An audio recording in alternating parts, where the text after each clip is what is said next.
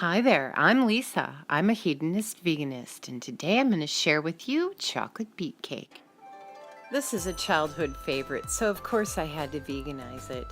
A real easy way to get your beets into a pureed state is to take fresh beets and scrub them really well. Just put them in a covered casserole dish with about a quarter cup of water, enough to steam the beets. Cover it and bake at about 350 degrees for about 45 minutes. Then you just rub the skins off, put them in whatever blitzing tool you like to use, and then ta-da, beet puree.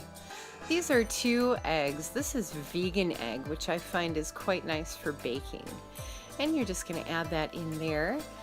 And the Mexican vanilla, it deserves a photo of its own. Lovely stuff. In here is sugar and oil and beet puree, eggs, and now the Mexican vanilla.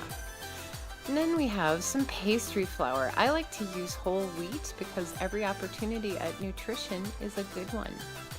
So then we're going to stir that into our mix, the flour and now some baking powder and some salt. And that all gets all combined real nice with some cocoa powder.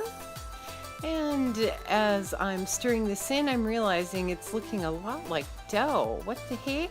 Oh yeah, the water. I forgot the water. 3/4 cup warm water. That's a lot better. It made it looser so that now I can scoop it into my baking cups. This made about 18 cupcakes plus the 6 silicone baking mold things you see there. I decided to ice it with a cream cheese icing. The cream cheese is tofutti.